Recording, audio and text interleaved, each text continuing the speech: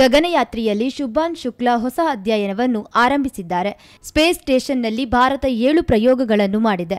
1600 degree Celsius ಉಷ್ಣಾಂಶವನ್ನು ದಾಟಿ ಕ್ಯಾಪೋಲ್ಸ್ ಭೂಮಿ ತಲುಪಿದ್ದು ರೋಚಕ ಎಂದು ಹಿರಿಯ ಭೌತಶಾಸ್ತ್ರಜ್ಞ ಎಪಿ ಭಟ್ ಹೇಳಿದ್ದಾರೆ. ಇಡೀ ಭಾರತೀಯರು ಈ ಸಾಧನೆಯನ್ನು ಸಂಭ್ರಮಿಸುತ್ತಿದ್ದಾರೆ.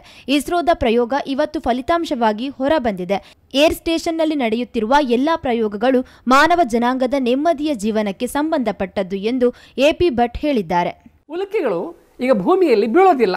ಸುಮಾರು 60-70 ಕಿಲೋಮೀಟರ್ ಎತ್ತರಕ್ಕೆ ಬೀಳುವಂತಹ ಕಲ್ಲುಂಡೆಗಳು ಭೂಮಿಯ ವಾತಾವರಣದ ಘರ್ಷಣೆಯಲ್ಲಿ ಸುಟ್ಟು ಉರಿದು ಹೋಗ್ತವೆ. ನಾವು ನೋಡ್ತೇವೆ, ಉಲ್ಕಾಪಾತ ಅಂತ ನೋಡ್ತೇವೆ.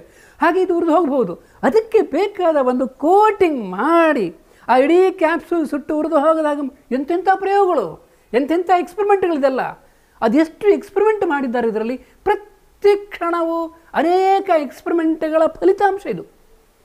1-2-3 ಅಲ್ಲ, ಇನ್ನು 50-60 ವರ್ಷದಲ್ಲಿ ನಮ್ಮ ಇಸ್ರೋ ಪ್ರಾರಂಭ ಆಗಿ 60-70 ವರ್ಷದಲ್ಲಿ ಇಷ್ಟೆಲ್ಲ ಸಂಭ್ರಮ.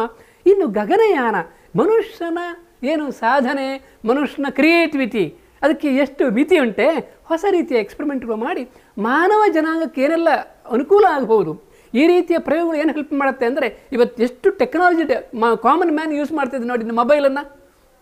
10-15 ವರ್ಷಗಳ ಹಿಂದೆ ಈ ರೀತಿಯ ಮೊಬೈಲ್ ಸಾಮಾನ್ಯ ಮನುಷ್ಯರು ಯೂಸ್ ಮಾಡ್ತಾರೋ ನಾವು ಕನಸು ಕಂಡಿಲ್ಲ. ಇದೆಲ್ಲಕ್ಕೂ ಕಾರಣ ಇಸ್ರೋ. ಈ ಎಲ್ಲ ಪ್ರಯೋಗಗಳ ಫಲಿತಾಂಶವೇ ಜನಾಂಗದ ನೆಮ್ಮದಿಯ ಜೀವನಕ್ಕಿರುವಂಥದ್ದು ಅಂತ ನಾನು ತಿಳ್ಕೊಂಡಿದ್ದೇನೆ.